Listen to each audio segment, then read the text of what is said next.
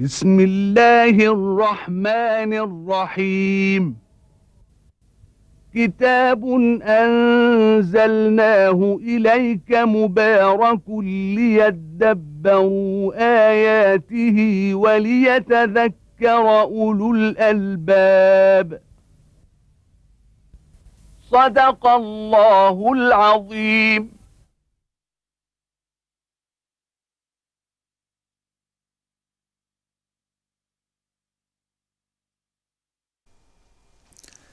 الحمد لله رب العالمين، والصلاة والسلام على المبعوث رحمة للعالمين سيدنا ونبينا محمد وعلى آله وأصحابه ومن اهتدى بهداه وعمل بسنته إلى يوم الدين.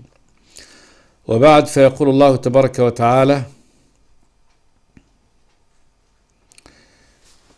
من سورة الجن: وأنا ظننا أن لن تقول الإنس والجن على الله كذبا وأنه كان رجال من الإنس يعوذون برجال من الجن فزادوهم رهقا وأنهم ظنوا كما ظننتم أن لن يبعث الله أحدا وأنا لمسنا السماء فوجدناها ملئت حرسا شديدا وشهبا وأنا كنا نقعد منها مقاعد للسمع فمن يستمع الآن يجد له شهابا رصدا وأنا لا ندري أشر أريد بمن في الأرض أم أراد بهم ربهم رشدا وأنا منا الصالحون ومنا دون ذلك كنا طرائق قددا وأنا ظننا أن لن نعجز الله في الأرض ولن نعجزه هربا وأنا لما سمعنا الهدى آمنا به فمن يؤمن بربه فلا يخاف بخسا ولا رهقا. هذا مما قالته الجن بعد أن استمعت إلى قراءة النبي صلوات الله وسلامه عليه القرآن. وجاء في حديث الإمام البخاري عن ابن عباس رضي الله تعالى عنهما أن النبي وهو عائد من الطائف كان قد ذهب إلى عكاظ ليدعو إلى الله تبارك وتعالى، وفي أثناء عودته وهو يصلي ببعض أصحابه كان يصلي بهم صلاة الصبح، وجاء الجن فاستمعوا إلى قراءته، ولما استمعوا ولوا إلى قومهم منذرين يدعونهم بهذا الدعاء. فمن جملة ما قالته الجن: وأنا ظننا أن لن تقول الإنس والجن على الله كذبا. ظننا، اعتقدنا أن الإنس لا يمكن أن تتجرأ، لا يتجرؤون على أن يكذبوا على الله تبارك وتعالى، والحال أنهم افتروا على الله وأنهم قالوا على الله كذبا، وأنه تعالى جد ربنا ما اتخذ صاحبة ولا ولدا. فالجن والإنس نسبوا الولد والزوجة لله تبارك وتعالى. وأنه كان رجال من الإنس يعوذون برجال من الجن فزادوهم رهقا. يعوذون بهم، يستعيذون بهم. قيل إنهم كان العرب من عادتهم أن الشخص إذا جاء إلى وادي، مسافر جاء إلى وادي، فيقوم يخاف من صغار الجن أن يؤذوه، فيقوم يقول: أنا لائذ أو عائذ بسيد هذا الوادي من صغار قومه، فيعوذ به ويستعيذ بالكبير منهم. ولكن الاستعاذة بالجن لا شك أنهم زادوهم رهقا على رهقهم، كما الحال في السحرة الذين يستعينون بالجن في كتابة السحر وكتابة هذا والإضرار بالغير، فإنهم يزيدون أصحابهم تعبا ورهقا وينشرون الشر والفساد. وأنه كان رجال من الإنس يعوذون برجال من الجن فزادوهم رهقا. لم تفدهم استعاذتهم ولجوءهم إلى الجن، بل زادوهم خبالا وتعبا إلى خباله.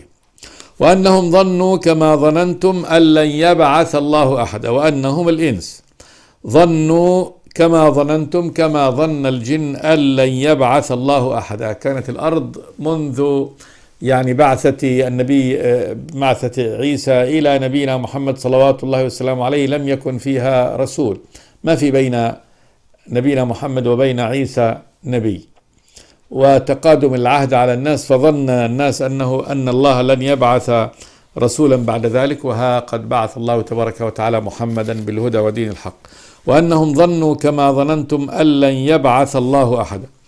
وأنا لمسنا السماء فوجدناها ملئت حرسا شديدا وشهبا وأنا كنا نقعد منها مقاعد للسمع فمن يستمع الآن يجد له شهابا رصدا. لمسنا السماء، وذلك أنه يركب بعضهم بعضا إلى السماء ليستريقوا السمع، ورأوا حالها فوجدوا أنها ملئت حرسا شديدا بالملائكة وشهب تضربهم تحرقهم، فإنه لا يكاد أحد منهم يسمع يستمع إلى الملائكة حتى يرسل شهاب فيحرقه.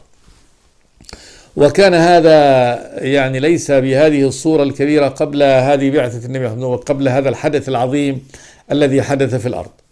فوجدوا أن السماء فزع من أجل الضرب بالشهب، هذا فزع الجن، ومن أجل هذا بدأوا يبحثوا في الأرض ما الذي دهى، ما هو الجديد في الأمر، حتى وقعوا على النبي صلوات الله وسلامه عليه وهو يقرأ القرآن. وقال أيضا إن العرب أيضا فزعت لهذا وأنهم في الطائف شاهدوا سقوط الكواكب والشهب على هذا النحو، فخافوا وظنوا أن هذا نهاية الدنيا ونهاية العالم، فبدأوا يعتقوا العبيد ويسيبوا مواشيهم السائبة اللي هو يسيبوها لآلهتهم ويتركوا عبيدهم. فجاءوا إلى حكيم من حكمائهم وقال لهم ويلكم أمسكوا أموالكم وانظروا في السماء، فإن كان الذي يرمى به هذا من الثوابت من النجوم الثوابت فهذا أمر هذا إذان بخراب العالم، وإن كان هذا ليس من الثوابت وإنما هذه الشهب هذه ليست هي النجوم الثابتة في السماء التي ترى دائما فاعلموا أن هذا لأمر قد حدث. ولم ينشب بعد ذلك إلا سمع العرب أن الله تبارك وتعالى قد أرسل عبده ورسوله محمد. فالجن قالوا وأنا لمسنا السماء فوجدناها ملئت حرسا شديدا بالملائكة وشهبا، وأنا كنا نقعد منها مقاعد للسمع. كانوا يقعدوا منها وهم أنهم يركبوا بعضهم بعضا ليقعدوا مقاعد يستمعوا للملائكة، وسمعهم للملائكة لأن الملائكة تتحدث بما يقضي الله تبارك وتعالى به في السماء، كما جاء في الحديث أن الملائكة يركب بعضهم بعضا إلى العنان، وأن الله تبارك وتعالى الله عز وجل إذا قضى الأمر فإنه يتكلم به لملائكته فتصعق الملائكة عند سماعهم كلام الرب تبارك وتعالى، فيكون أول من يفيق من الصعقة جبريل، فيسأله الملائكة ماذا قال ربك يا جبريل، فيخبره أنه قضى بكذا وكذا، فيصبح الملائكة يتناقلون هذا الحدث الذي تكلم به الله وقضاه الله تبارك وتعالى من سماء إلى سماء إلى أن يكون في السماء الدنيا. الشياطين يركب بعضهم بعضا للاستماع إلى هذا، الاستماع للملائكة وهم يتحدثون بما قضى الله تبارك وتعالى به في الأرض، ثم إذا استرقوا شيء وخطفوا خطفة أعطاها الجن الذي سمع هذا إلى من تحته، ومن تحته يعطيها إلى من تحته، وهكذا حتى بعد ذلك يأخذها آخر واحد ويقرها في أذن وليه من الإنس، يقول له سيكون كذا وسيكون كذا. لكن في أثناء انتقال هذه القبضة والخبر الذي أخذوه من السماء، كل من تمر عليه من الجن يضيف إضافة ويضع شيء ويضيف إضافة حتى تصبح الكلمة الواحدة من الصدق معها 99 كلمة من الكذب. وهكذا يكون الكهان يصدقون في خبر ولكن تكون مع أخبار كثيرة من الكذب فيكذبون. فالخبر الصدق الوحيد هذا هو الذي استرقوه من الملك، والباقي من الكذب هو الذي افتروه. وقد قال تبارك وتعالى إن زينا السماء الدنيا بزينة الكواكب وحفظا من كل شيطان مارد لا يسمعون إلى الملأ الأعلى ويقذفون من كل جانب، من كل جانب أي من جوانب السماء، دحورا أذلة ولهم عذاب واصب إلا من خطف الخطفة فأتبعه شهاب ثاقب. الشهاب يخبر النبي أنه قد يلحقه قبل أن يلقي الكلم فيحرقه معه فلا يوصل شيء، وإما أن يلقي الكلمة قبل أن يأتيه الشهاب، وهذا لحكمة يريدها الله تبارك وتعالى، فيحترق الجني ولكنه أوصل الكلمة إلى من بعده ثم تتناقض الكلمة بعد ذلك.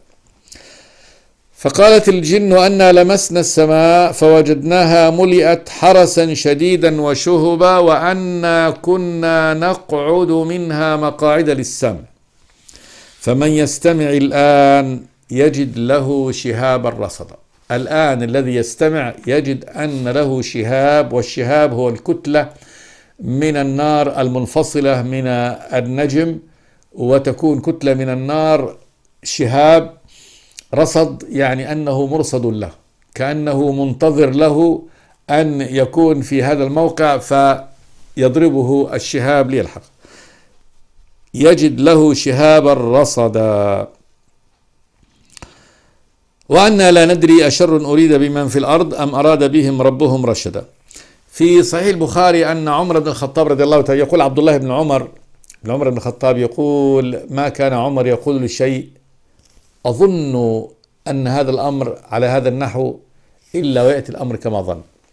يقول في يوم من الأيام، وهذا في خلافة عمر رضي الله تعالى عنه، مر رجل فقال عمر ما أظن هذا الرجل إلا على دين قومه أو كان كاهنهم في الجاهلية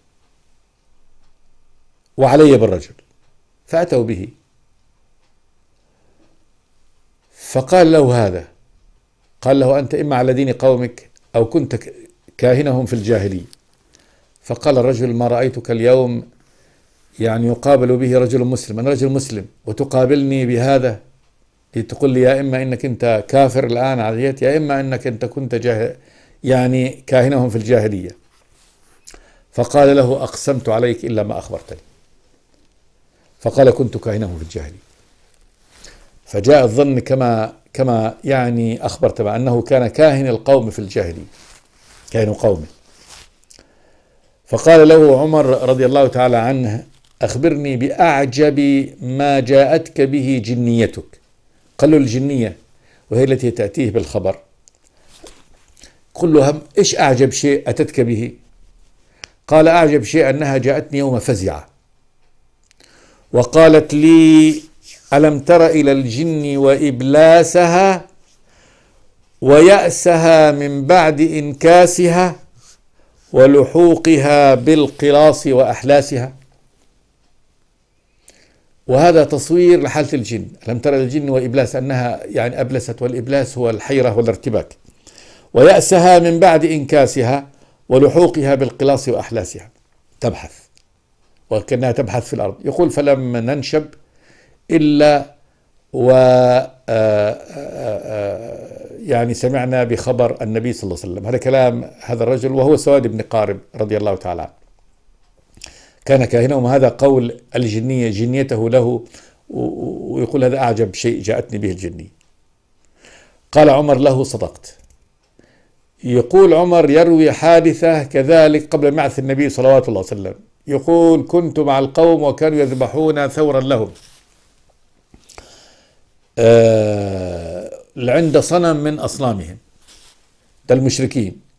يقول فسمعت صارخ يصرخ من داخل هذا الثور يا جليح أمر نجيح رجل فصيح. يقول رجل فصيح يقول لا إله إلا الله. يقول ففزعت إن جيت وين الصوت هذا؟ يقول وأعاده يعني هذا القول يا جليح أمر نجيح رجل فصيح يقول لا إله إلا الله. يقول فلم ننشب إلا ويعني خرج النبي صلوات الله والسلام عليه. فهذا تصديق أن الجن يعني قد شعرت باليأس والحيرة وكذا وكذا عندما قفلت السماء يعني في وجوه التي يسترقوا فيها السمع، وبدأوا يبحثوا هنا وهناك ما الخبر، ماذا دها ما الأمر، وظلوا يبحثون حتى يعني سمعوا النبي صلوات الله والسلام عليه وهو يقرأ القرآن.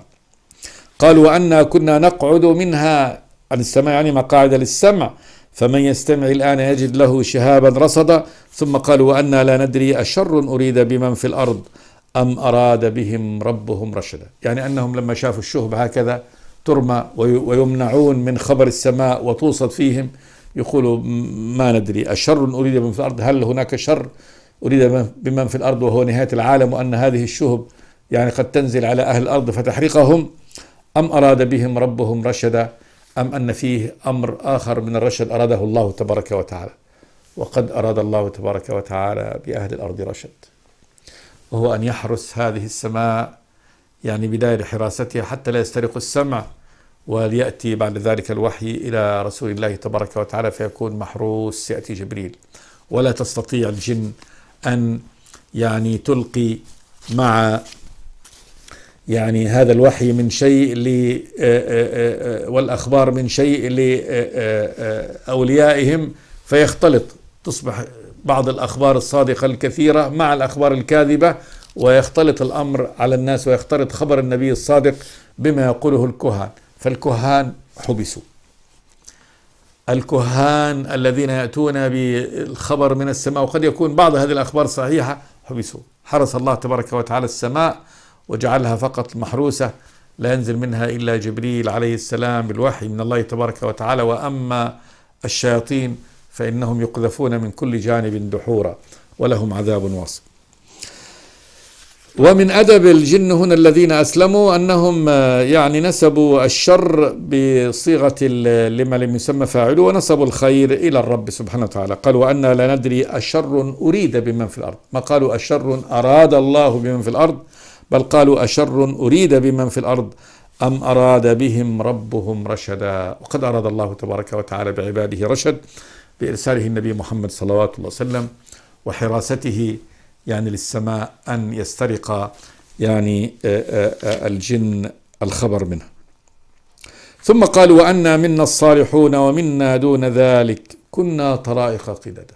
وأنا الجن منا منهم الصالحون، والصالح وفعل الصلاح يعني أهل الإيمان والتقوى ومخافة الله وعمل الصالح. ومنا دون ذلك أقل ذلك كنا طرائق قددا، يعني شيع مختلفة. الطرائق هي يعني الجهات والطرق والنحل المختلفة، القدد يعني متفرقة، فهم كالطرق المختلفة، فهم طرائق متعددة ونحل كثيرة، وفيهم يعني كل ما في الإنس من الخلاف، ففي الجن كذلك منهم وفيهم هذا الخلاف. كنا طرائق قددا. ثم قالوا وأنا ظننا أن لن نعجز الله في الأرض ولن نعجزه هربا. وأنا ظننا اعتقدنا أن لن نعجز الله في الأرض، نعجزه في الأرض بمعنى أن نفوته، وأنه ليس بقادر عليها ولا بقاهر لنا سبحانه وتعالى، ولن نعجزه هربا في أي مكان. لن يستطيع أحد منا ولا يستطيع أحد منا أن يهرب من الله تبارك وتعالى في أي مكان، بل هم في قبضة الله تبارك وتعالى، وفي يعني تحت أمره وتحت مشيئته نافذة، ما مشيئة الله تبارك وتعالى نافذة فيها، وأنهم لا يوجد أحد منهم يعني مستعصٍ عن الله تبارك وتعالى. وأنا ظننا أن لن نعجز الله في الأرض فنفوته ولن نعجزه هرب إلى أي مكان. وقد قال تبارك وتعالى يا معشر الجن والإنس إن استطعتم أن تنفذوا من أقطار السماوات والأرض فانفذوا لا تنفذون إلا بسلطان. فبأي آلاء ربكما تكذبان يرسل عليكما شواظ من نار ونحاس فلا تنتصران. فهم في قبضة الله تبارك وتعالى، ولا يستطيع أحد منهم أن يخرج عن يعني المدار والمكان الذي جعلهم الله تبارك وتعالى فيه. وأنا ظننا أن لن نعجز الله في الأرض ولن نعجزه هربا. وأنا لما سمعنا الهدى آمنا به فمن يؤمن بربه فلا يخاف بخسا ولا رهقا. الله، أمر عظيم جدا، إيمان الجن برسالة الله تبارك وتعالى. وأنا لما سمعنا الهدى، يعني حينما سمعنا الهدى هذا القرآن المتلو من فم النبي صلوات الله وسلامه عليه آمنا به، صدقناه وعملنا بمقتضى هذا التصديق. ثم قالوا فمن يؤمن بربه فلا يخاف بخسا ولا رهقا. هذا متوكل على الله وعالمون أن من يؤمن بربه إله ومولاه سبحانه وتعالى الرب الإله الذي لا إله إلا هو فلا يخاف بخس لعمله. والبخس النقص، يعني أن الله لن ينقصه من عمله الصالح شيء، فالله لا يظلم، كما قال جل وعلا: إن الله لا يظلم مثقال ذرة وإن تك حسنة يضاعفها ويؤتي من لدنه أجرا عظيما. فلا يخاف بخسا نقصا لأجره ولا رهقا أن يحمله الله تبارك وتعالى فوق طاقته فيرهقه بالعمل، بل الإيمان بالله تبارك وتعالى قاعدة التكليف عند الله عز وجل أن الله لا يكلف نفسا إلا وسعها. فمن يؤمن بربه سبحانه وتعالى فإنه لا ينقص أجره ولا كذلك يحمله ما لا يطيق سبحانه وتعالى. وأنا منا المسلمون ومنا القاسطون فمن أسلم فأولئك تحروا رشدا. هذه مقالة الجن. وأنا الجن منا بعضنا المسلمون لله تبارك وتعالى ومنا القاسطون الظالمون. القاسط غير المقسط، المقسط العادل والقاسط الظالم عكسه. فالقاسطون الظالمون، ظالمون لأنفسهم بالكفر والشرك بالله تبارك وتعالى. قالوا فمن أسلم فأولئك تحروا رشدا، فمن أسلم منا ومن أسلم من كل خلق الله تبارك وتعالى فأولئك تحروا رشدا. والتحري البحث وتمسك، رشدا مرشدهم غير الضلال. فمن أسلم فأولئك تحروا رشدا. وأما القاسطون فكانوا لجهنم حطبا. وأما القاسطون المائلون عن الحق والعدل الظالمون فكانوا لجهنم حطبا. الحطب خشب الذي تشعل به النار، وهذا وصف دقيق وحقيقي لعذاب الكفار في النار. فإن عذاب الكفار في النار يعذبون بالنار التي تحترق في أجسادهم، وتحترق كذلك بالحجارة، كما قال تبارك وتعالى: وقودها الناس والحجارة، فيتتقد بأجسادهم تشتعل بهم، وكذلك الحجارة عياذا بالله تشتعل بها. فقالوا هؤلاء يكونوا حطب النار. حطب النار أن النار تشتعل بهم وتشتعل فيهم عياذا بالله. وأما القاسطون فكانوا لجهنم حطبا. ثم قال جل وعلا: وأن لو استقاموا على الطريقة لأسقيناهم ماء غدقا لنفتنهم فيه ومن يعرض عن ذكر ربه يسلكه عذابا صعدا. وأن لو استقاموا على الطريقة، على طريقة الحق، لأسقيناهم ماء غدقا لنفتنهم فيه، أن كل من استقام على طريقة الحق لعند ذلك أسقيناهم ماء غدقا كثيرا، والماء هو الحياة. وهذا مثل قول الله تبارك وتعالى: ولو أن أهل القرى آمنوا واتقوا لفتحنا عليهم بركات من السماء والأرض ولكن كذبوا فأخذناهم بما كانوا يكسبون.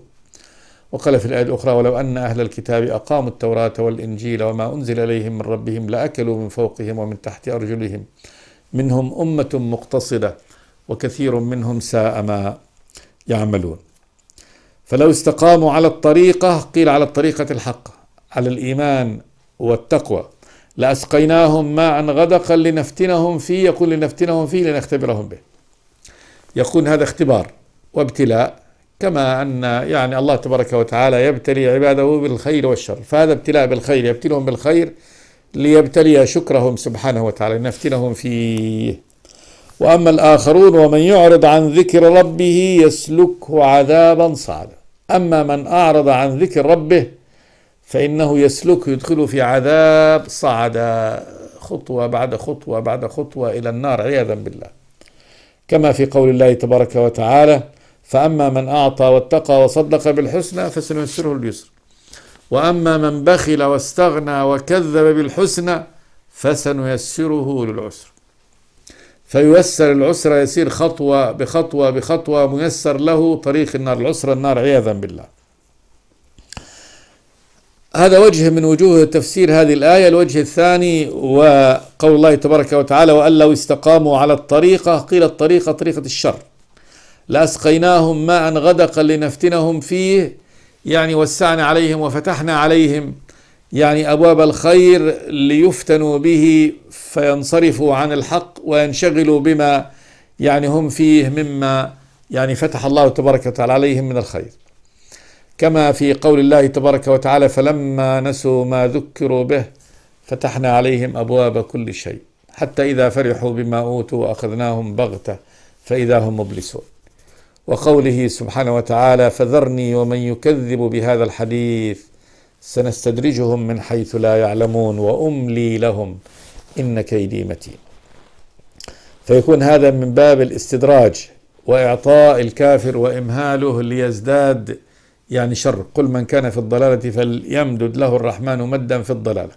ومن الإمداد في الضلالة أن يعطيه في الدنيا كما قال الله عز وجل في شأن الكفار: لا يغرنك تقلب الذين كفروا في البلاد متاع قليل ثم مأواهم جهنم وبئس المهاد. وقال: ولا تمدن عينيك إلى ما متعنا به أزواجا منهم زهرة الحياة الدنيا لنفتنهم فيه ورزق ربك خير وأبقى. فقال هنا: وألا يعني الوجه الثاني من وجوه التفسير: وأن لو استقاموا على طريقة الشر لأسقيناهم ماء غدقا كثيرا طيبا لنفتنهم فيه، يعني ليكون هذا يفتنهم فيه فتنة شر فيبتعدوا عن طريق الحق ويتلهوا بهذه الدنيا المفتوحة عليهم عن الحق.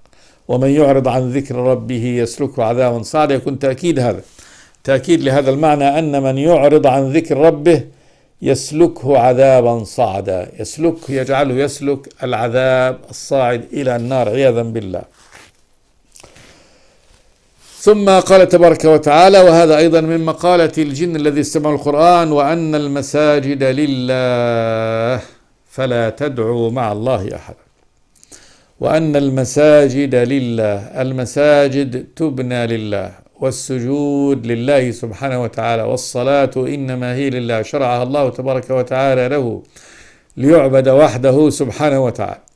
وأن المساجد لله فلا تدعوا مع الله أحدا، يعني أيها الناس فلا يدعى مع الله تبارك وتعالى أحد. والدعاء طلب من الأدنى الأعلى من العبد إلى ربه سبحانه وتعالى. لا تدعو أحدا من الله، لأن الذي يستحق أن يدعى هو الله وحده سبحانه وتعالى، فهو مالك الملك رب العالمين سبحانه وتعالى، الذي بيده نفع العباد، وهو الذي يملك ضرهم سبحانه وتعالى، فهو الذي يدعى لدفع الشر، ويدعى سبحانه وتعالى لجلب الخير، ولا يدعى غيره، لأنه هو المالك وحده سبحانه وتعالى وهو المتصرف وحده.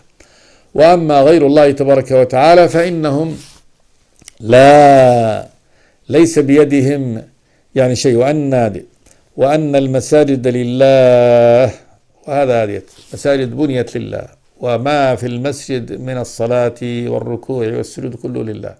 والصلاة دعاء، والدعاء هو العبادة، كما قال النبي صلى الله عليه وسلم: الدعاء هو العبادة. فهذا أشرف وأعلى العبادة، بل هو صلب العبادة، لأن العبادة تذلل وخضوع لله تبارك وتعالى. وفي العبادة يظهر هذا جلي، في الدعاء يظهر هذا جلي، فإن الداعي يشعر بفقره واحتياجه إلى إله الذي يدعوه ومولاه سبحانه وتعالى. كذلك يؤمن بأنه هو الذي بيده يعني نفعه، وهو الذي بيده ضره، فيدعوه لجلب ما ينفعه ولدفع ما يسوءه ويضره. والله تبارك وتعالى يعني يحب من العباد أن يدعوه، وقال: ربكم ادعوني أستجب لكم إن الذين يستكبرون عن عبادتي سيدخلون جهنم داخرين. لأن الدعاء هو العبادة.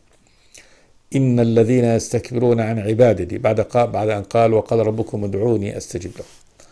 وقال إبراهيم: وأعتزلكم وما تدعون من دون الله وأدعو ربي عسى ألا أكون بدعاء ربي شقيا.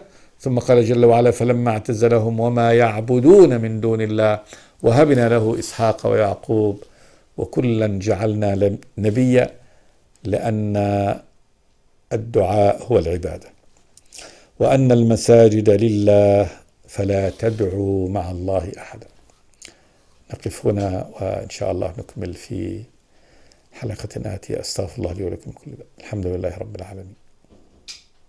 بسم الله الرحمن الرحيم. كتاب أنزلناه إليك مبارك ليدبروا آياته وليتذكر أولو الألباب. صدق الله العظيم.